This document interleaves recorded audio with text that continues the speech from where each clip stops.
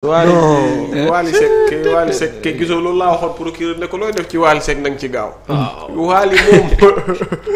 Wally moom xaw ma lu mu def ci àdduna waaye loo ciy def gaaw ci. billaay ndax ñun ay farabaareen lañ. correct te Wally daf ñuy bëggal day féexal suñu xol. correct tëj na de nee nañ amatuñu gaaw de pour amatuñu koppar.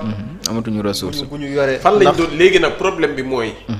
fan la ñu doon jëlee koppar. mais dañoo amoon seen i kii dañoo amoon seen kii boo xam te ne ci état bi la doon jógee loolu gëstul loolu. non baal ma ñëwale ci kii bi communiqué bi ñoom daal dinañ ko si wax ñoom mu ngi nii nee nañu le conseil pour l'observation des règles d'éthique et de déontologie dans les médias CORED informe de la fermeture jusqu'à nouvel ordre de ses bureaux 6 à la maison de la presse Babacar Touré. Le bureau du CORED s'est résolu à prendre cette regrettable décision parce qu'il n'arrive plus à faire face à ses dépenses de fonctionnement. Le personnel permanent, très résilient, a patiemment enduré 14 mois d'arriérés de salaire. L'organe d'autorégulation n'étant pas entré en possession de son budget de 2024 ni de 2025 a épuisé toutes ses ressources additionnelles. La loi prévoit à travers le code de la presse en ses articles 46 et 53 une allocation annuelle du fonds d'appui et de développement de la presse pour le fonctionnement de l'organe d'autorégulation. C'est sur cette base que le CORED a recruté un personnel pour le secrétariat permanent. Le CORED rappelle que ces autres instances, c'est-à-dire le bureau, le directoire et tribunal des pairs, fonctionnent sous le sceau du bénévolat. Lii moo tax ñu tëj li nga xam te moo di seeni ay bureau parce que personnel ba ñu recruté woon nee nañu toog nañu 14 mois yoo xam te ne mënuñ leen a fay ñu amee leen ay arriérés de salaire parce que jotuñu seen budget bi nga xamante ne moom la leen doon jot mu doon jóge ci état bi que ça soit budget 2024 ak budget 2025 te yeneen moyens yi ñu amoon yëpp def nañ ko waaye mënatuñu am daal loo xamante ne dañ koy fayee ñi di personnel ba. waaw code de la presse moo leen may à chaque année état daal di leen a daggal budget par rapport ak seen fonctionnement. waaw léegi ca code de la presse boobu ñu wax. ci code de la presse bi ñu wax. ni boobu le fonds. muy fonds d'appui et de développement de la presse. donc fonds boobu noonu.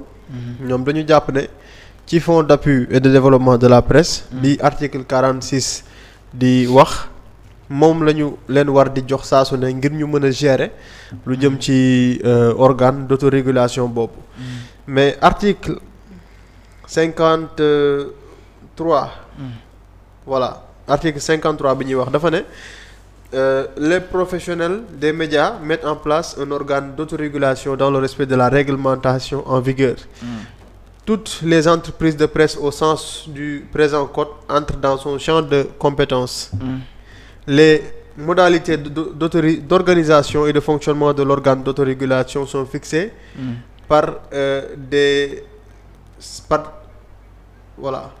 sont fixées dans ses statuts et règlements intérieurs. L'organe d'autorégulation peut recevoir une subvention du FADP muy fonds bi ma doon wax léegi. Fonds d'appui et de développement de la presse. Mais fii dañu ne l'organe d'autorégulation peut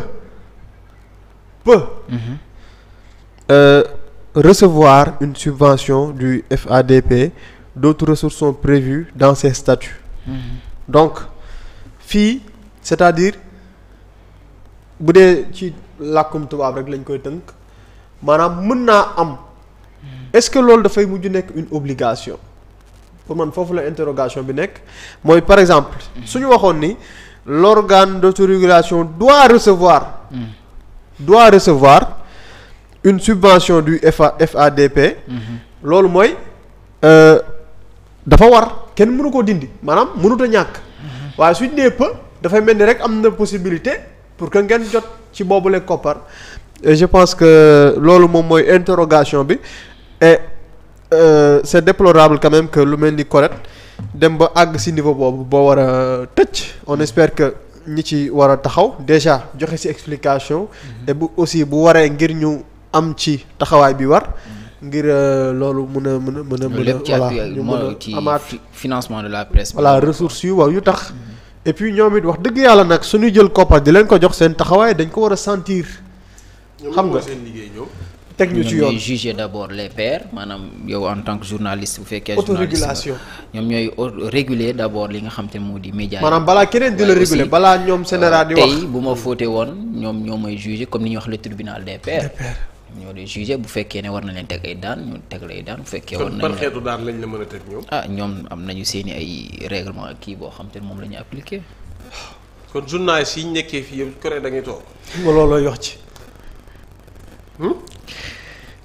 yu métti yi ñuy wax président ak Bassirou yooyu yëpp Corée da ngay toog. parfois nga gis seeni communiqué de.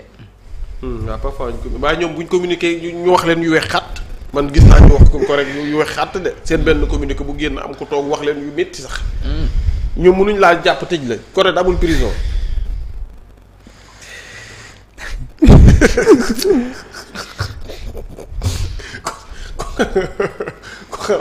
bu doon mën nañ tëj ay journalistes ba des journalistes yu normal yi ñu nekkee nii yëpp yàlla baax na man daal man. ay waay Bassirou bu ñibbisee wala ñibbisi na président daal bu ñëwee président moom ñëw na sax waaye premier ministre bu ñëwee ak président ay waay nañ ñu dimbali waxtaanee presse bi lii moom jar na waxtaan moom. lu leer laa la wax. waaw jar na waxtaan de jar na waxtaan de. waaw ñu ne ayib dafay prend la parole liiral loolu. liiral loolu pour lan. jar na ponk. anamu. moo ngi nii. xam man instant yi sama téléphone doo ko. non bu subaa bu ñu ñëwee suba fekk mu prendre la parole ba pare. ñu ne ñàkk dina leeral lu bëri moom mi jiite groupe ay fan lay dem faram fàcce tey. waaw gisuma woon affiche ba. mais faram fàcce ana Papa Ngagne Ndiaye. Pape moo gën a. est-ce que newul di noppalu. Pape mais noppalum gi yàgg na tamit de. mais na ñëw xam ne dafa mel ni nag mais na ñëw góor madame Ndiaye moo baax Pape. d'accord jërëjëf.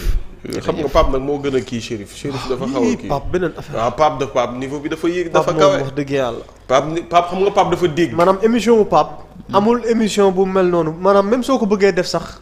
doo kii waaw munta ne c'est impossible. waaw ful la jë. c'est son style à lui Pape ca ful la jë. non c'est son style à lui. non loolu moom beneen affaire. ma ne Pape ca ful la jë. Pape ca charisme ba. sañse bu rafet ba nag.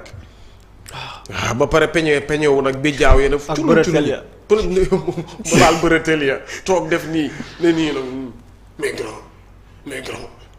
grand du loolu mais yow ngeen jël oto yi mais grand nag yéen a ñu waxoon mais grand mais jàmbaar oto yi mais yéen ngeen ñëw ne da ngeen di góoru mais jàmbaar mais oto yi yooyu la mais jàmbaar. mais jàmbaar léegi 54 millions yi da ngeen ko nar a jëndee oto yi waaye Chérif moom fa lay toog Chérif